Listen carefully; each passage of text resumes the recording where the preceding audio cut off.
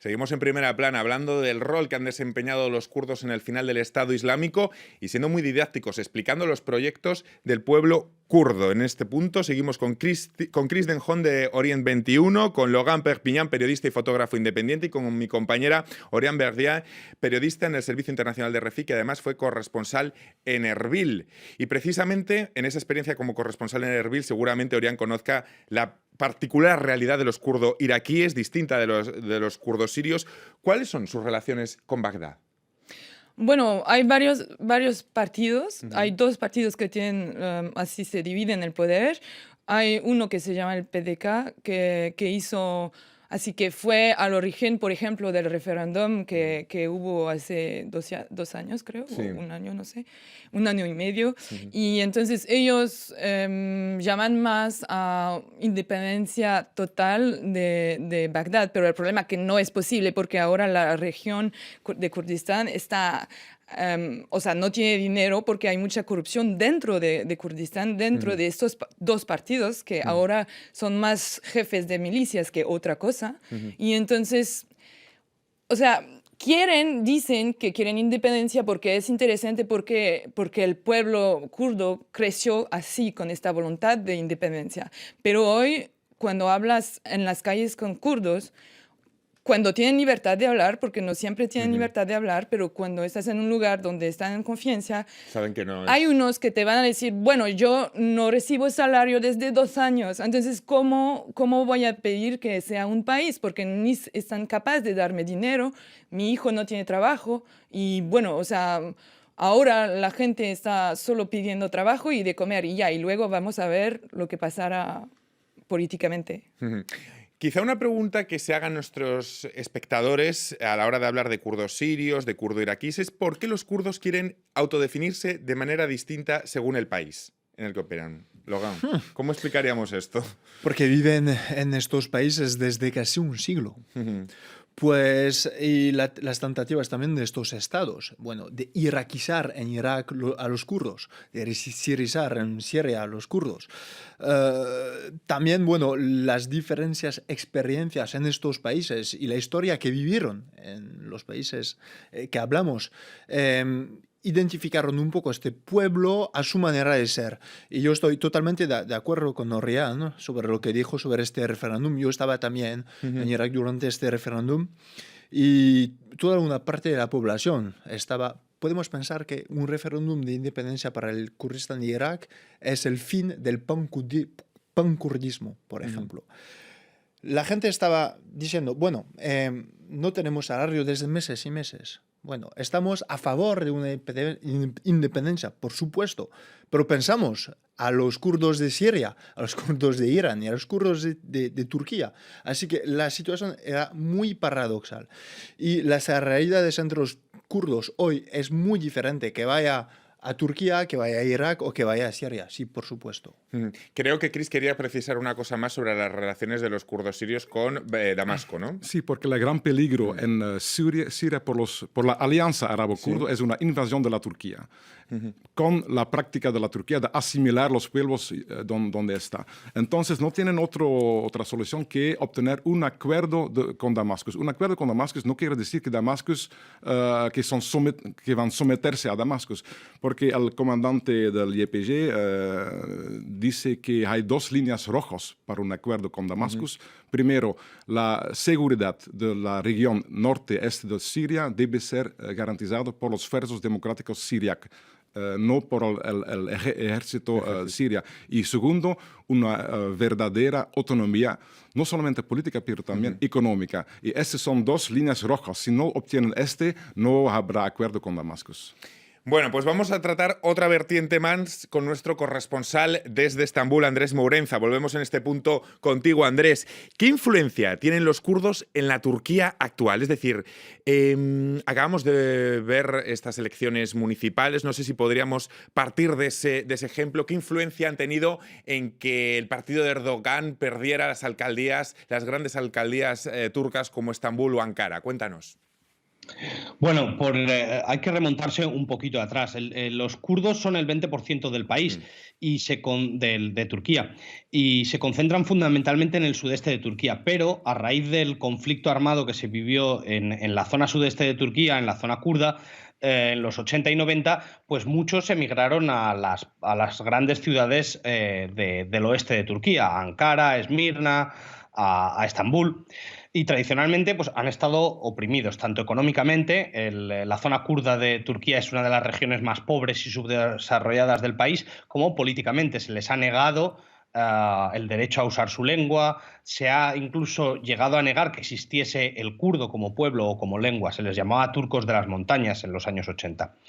Entonces, en ese contexto, en el 84, el PKK se levantó en armas, primero para exigir la independencia de los kurdos de la región kurda de Turquía y luego ya para exigir una autonomía, luego eso ya lo ha reducido y ahora lo que exigen más o menos es un respeto de los derechos culturales. Este conflicto ha causado más de 40.000 muertos, tanto por las aldeas que arrasó el ejército turco como por los atentados que han cometido los militantes kurdos, pero en los últimos 10 años sí que se han producido avances. Ha habido 2 intentos importantes de negociar una salida pacífica al conflicto y también se han concedido derechos culturales. Hay un canal en kurdo, un canal público en kurdo, en los ayuntamientos del sudeste donde gobiernan el Partido Nacionalista Kurdo se rotula y se utiliza el kurdo como lengua oficial, además del turco. Porque, bueno, lo curioso aquí también es que pese a que los kurdos son una de las sociedades más conservadoras de Turquía, especialmente si se compara con los turcos del oeste del país, el movimiento nacionalista kurdo ha sido tradicionalmente de izquierdas y progresista. Y es, como han dicho los compañeros, eso ha hecho que en una sociedad, digamos que más conservadora, la mujer haya avanzado mucho desde las posiciones tan bajas de las que partía. Sin embargo, ha habido un cambio en los últimos 3 años, 4 años del gobierno de Erdogan. Anteriormente se apoyaba en los kurdos. Hay que recordar que la mitad de los kurdos de Turquía, o el 40%, el 50%, votan a Erdogan, ¿no? Le apoyan a su partido. Pero en los últimos años Erdogan ha hecho un cambio, ha hecho un giro desde sus posiciones menos nacionalistas a aliarse con la ultraderecha nacionalista turca. Y eso ha hecho también que inicie una campaña de represión sin precedentes contra el movimiento político kurdo. Así que en este contexto es como se llega a estas elecciones y en las que el movimiento nacionalista kurdo ha decidido no presentar candidatos en las ciudades del oeste del país, en Ankara, en Estambul o en Esmirna, y apoyar a los candidatos que había presentado la oposición de centroizquierda. Ahí se puede decir que claramente ha habido una contribución a la derrota del partido de Erdogan. En cambio, otra cosa bastante interesante es que en el sudeste el movimiento nacionalista kurdo ha perdido unos 40 del centenar de alcaldías que habían ganado hace 5 años. Y esto, obviamente, parte se puede atribuir a la represión que han sufrido, a las dificultades para hacer una campaña, a la detención de miles de sus militantes, pero otra tiene que ver con el hecho de que parte de la población kurda le ha vuelto las espaldas porque el movimiento nacionalista, el movimiento político, ha sido incapaz de desligarse del movimiento armado, del PKK. Pues muchísimas gracias. Ya ven qué radiografía tan completa nos ha hecho nuestro corresponsal Andrés Mourenza desde Turquía para explicarnos también la influencia política que ha tenido en las últimas elecciones y un poco ese declive desde hace 4 años tras el acercamiento de Erdogan a los nacionalistas turcos respecto a cómo ha ido basculando ese voto de los kurdos hacia la oposición. Nos ha explicado muy bien por qué ha perdido entonces el partido Erdogan esas dos ciudades tan importantes como Ankara y Estambul. Llegados a este punto, me gustaría preguntaros a los 3, ¿de qué depende ahora en el futuro, sin el foco contra el Estado Islámico, de que los kurdos consigan sus objetivos? Es decir, ahora, una vez que ya no está ahí, el foco mediático tan fuerte que han tenido durante los últimos años, ¿cómo se plantea el futuro para ellos? Quien quiera. Bueno. Orián, venga, empezamos contigo. Yo creo que depende mucho del interés que van a tener todavía o no en los países como Estados Unidos y Francia y, bueno, la coalición internacional. Siempre ha dependido de esto. En Siria está muy complicado porque ahora, bueno, como comenzó a explicarlo, Damas y Ankara están así intentando jugar con la variable de los kurdos para tratar de encontrar un entendimiento. Entonces está muy complicado. Por lo que es de Irak, yo creo que los kurdos siempre van a quedarse el principal aliado para, por ejemplo, los Estados Unidos, que no tienen muy buena relación con, por ejemplo, las milicias chiitas, que están ahora aliados de Bagdad. Entonces, yo creo en Irak siempre va a ser el buen aliado de los Estados Unidos, de Europa, pero claro, vamos a hablar menos de ellos y entonces van a tener, por ejemplo, para lo que fue del referéndum, que tuvo mucho éxito en los medios en el Occidente, pues creo que vamos a hablar menos, entonces van a tener las políticas kurdas, van a tener más dificultad para lanzar nuevos proyectos y estar así apoyados por el extranjero. Logan.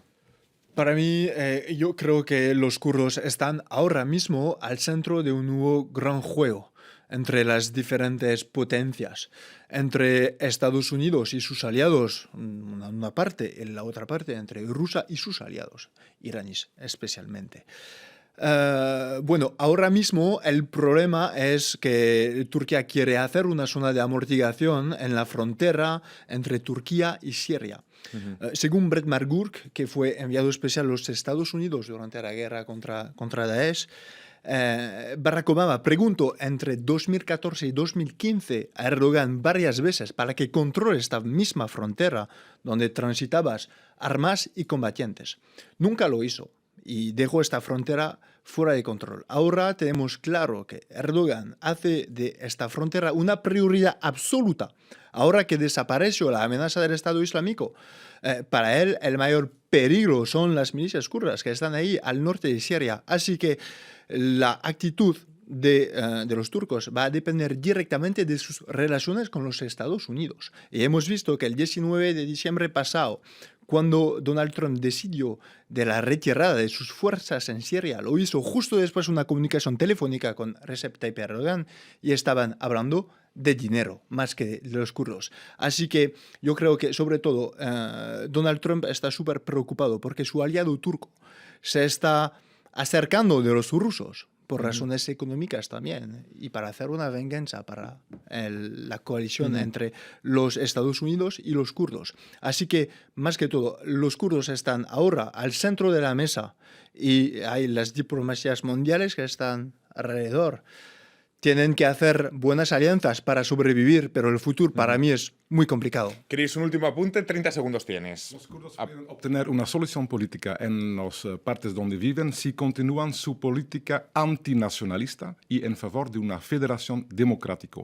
Y el motor para obtener esta solución será su propia fuerza y no obtendrán nada de las potencias internacionales o regionales. Eso es lo que yo llamo una capacidad de síntesis perfecta para acabar el programa. Muchísimas gracias a los tres. Logan, Chris, Orián, ha sido un placer teneros hoy aquí para hablar de los kurdos y del final del Estado Islámico, del papel que han desempeñado. Y a todos ustedes hasta la próxima semana aquí en Primera Plana de Radio Francia Internacional y de France 24. Gracias.